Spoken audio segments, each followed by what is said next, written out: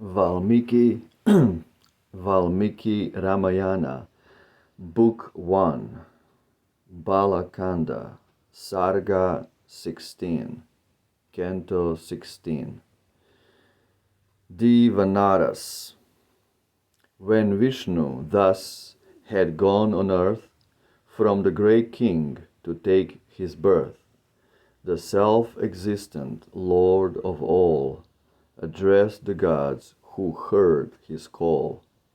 For Vishnu's sake, the strong and true, who seeks the good of all of you, make helps in war to lend him make helps in war to lend him aid in forms that change at will arrayed of wizard skill and hero might, outstrippers of the wind in flight, skilled in the arts of counsel, wise, and Vishnu's peers in bold emprise, with heavenly arts and prudence fraught, by no devices to be caught, skilled in all weapons, lore, and use, as they who drink the immortal juice.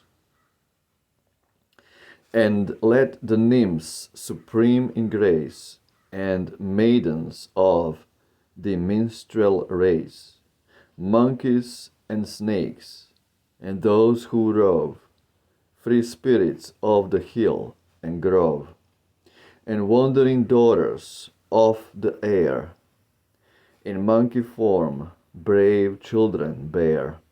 So erst the Lord of bears I shaped, born from my mouth as wide I gaped. Thus by the mighty sire addressed, they all obeyed his high behest, and thus begot in countless swarms brave sons disguised in sylvan forms. Each god, each sage became a sire, each minstrel of the heavenly choir, each fawn of children strong and good, whose feet should roam the hill and wood. Snakes, bards, and spirits, serpents bold, had sons too numerous to be told. Bali, the woodland hosts who led, high as Mahendra's lofty head, was Indra's child, that noblest fire. The sun was great Sugriva's sire. Tara, the mighty monkey, he was offspring of Vrihaspati.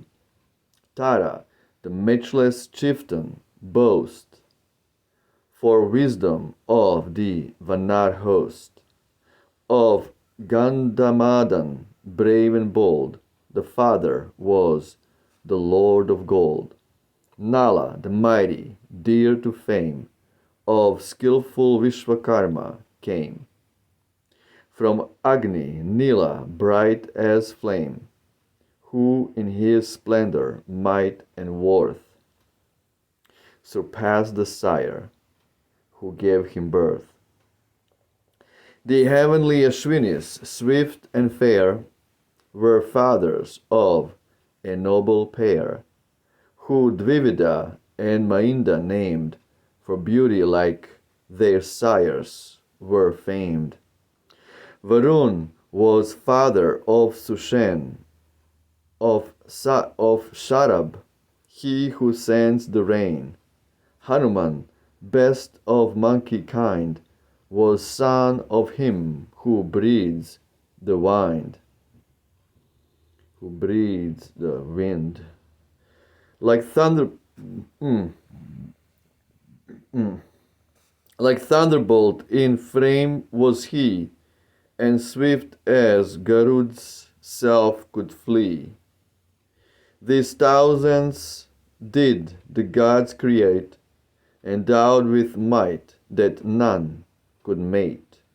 In monkey forms that changed at will, so strong their wish the fiend to kill. In mountain sides like lions thewed, up sprang the wondrous multitude. Auxiliary hosts in every shape, monkey and bear and high-lined ape. In each the strength, the might, the mien of his own parent god were seen. Some chiefs of Vanar mothers came, some of she-bear and minstrel dame, skilled in all arms, in battle shock, the brandished tree, the loosened rock, and prompt should other weapons fail, to fight and slay with tooth and nail. Their strength could shake the hills amain, and rend the rooted trees in twain. Disturbed with their impetuous sweep, the river's lord, the ocean deep, rend with their feet the seated ground, and pass wide floods with airy bound. Or forcing through the sky their way, the very clouds by force could stay. Mad elephants that wander through the forest wilds could they subdue, and with their furious shout could scare dead upon earth the birds of air. So were the sylvan chieftains formed, thousands on thousands still they swarmed. These were the leaders honored most, the captains of the Vanar host. And to each lord and chief and guide was monkey offspring born beside. Then by the bear's great monarch stood the other roamers of the wood, and turned their pathless homes to seek the forest end to mountain peak. The leaders of the monkey band by the two brothers took their stand. Sugriva, offspring of the sun, and Bali, Indra's mighty one. They both endowed with Garud's might, and skilled in all the arts of fight, wandered in arms the forest through, and lions, snakes, and tigers slew. But every monkey, ape, and bear ever was Bali's special care. With his vast strength and mighty arm, he kept them from all scathe and harm. And so the earth with hill, wood, seas was filled with mighty ones like these, of various shape and race and kind, with proper homes to each assigned, with Rama's champions, fierce and strong. The earth was overspread, high as the hills and clouds, a throng, with bodies vast and dread. Jai Ramayana ki Jai. Valmiki Ramayana. Footnotes 27.1b. 27.1b. Let's see. Just don't crash. Ay, ay, ay. Come on. Oh man, it just crashed again. It just crashed. Where?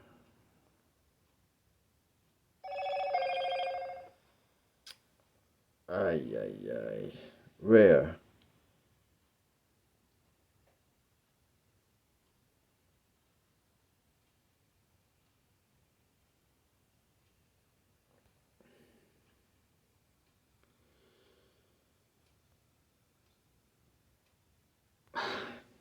So stupid.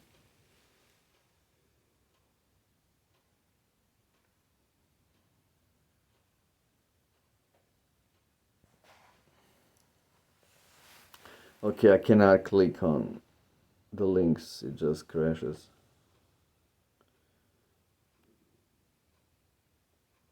Okay, footnotes. Let's just read the footnotes. 27 1b, the Amrit, the nectar of the Indian gods.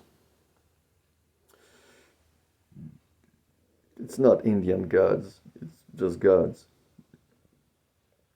Gods are gods, you know. You don't say Indian sun or American sun or Indian moon, American moon. Moon is moon, sun is sun. They don't belong to India or America or Russia, you know. So Indian gods, you know. Gods are gods. They're just being called different names in different cultures. That's all. 21 28:1 Gandharvas, southly Glandovers, are celestial musicians inhabiting Indra's heaven and forming the orchestra at all the banquets of the principal deities. Celestial musicians, Gandharvas, inhabiting Indra's heaven and forming the orchestra.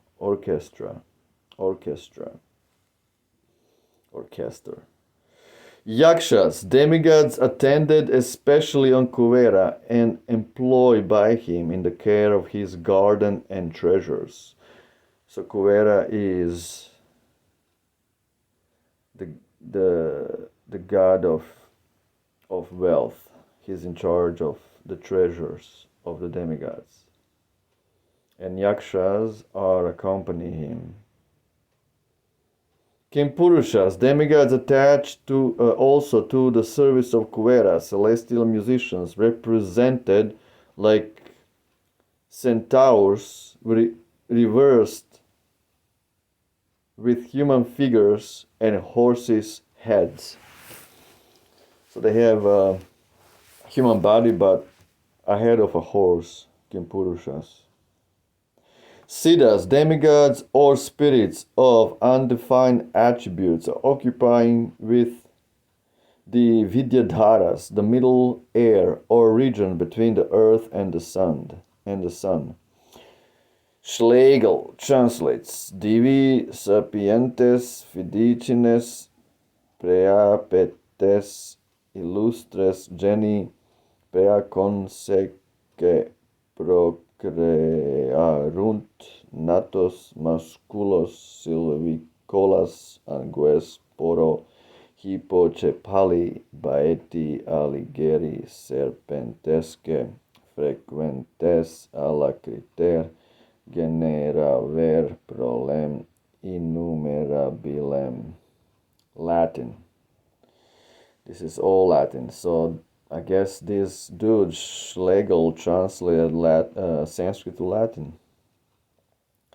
A mountain in the south of India, the preceptor of the gods and regent of the planet Jupiter, the celestial architect, the Indian Hephaestus, Mulciber, or Vulcan, god of fire. These were the footnotes. Another beautiful chapter of eternal Valmiki Ramayana. Talks about the race of Vanaras. Vanaras are the main characters of Ramayana, along with Rama. They came to assist Rama in his eternal pastime of slaying a demon, Ravana. And Vanaras were pretty much all demigods who incarnated on earth as monkeys. So the boon that Ravana received was that he cannot be killed by anybody. except those who he didn't mention. He didn't mention just some animals in the forest like monkeys, and he didn't mention human beings because they were so insignificant in his might, in his strength, in his size, in his everything.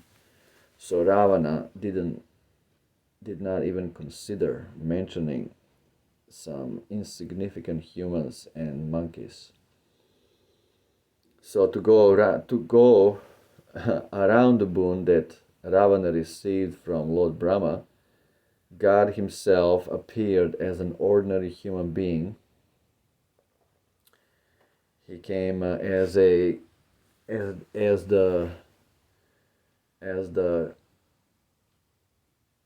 supreme Purusha, supreme man, and the demigods. They appeared as different different races of Vanaras, of monkeys. So Lord Brahma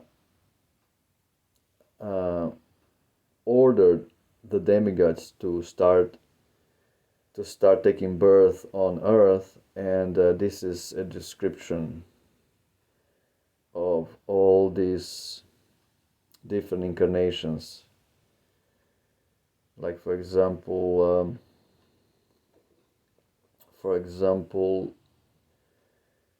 Sugriva was the son of sun god. Bali, older brother of Sugriva, was the son of Indra. Hanuman was the son of wind god, Vayu.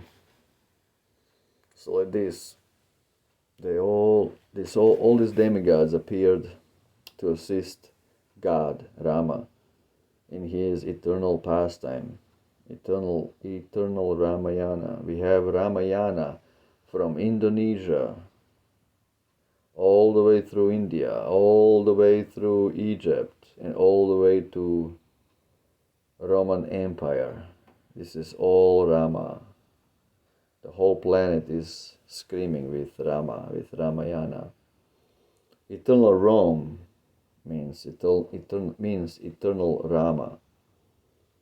These are all names that are there as in the memory of Rama, in the memory of Ramayana. That's why the most famous pharaoh of Egypt was Ramses.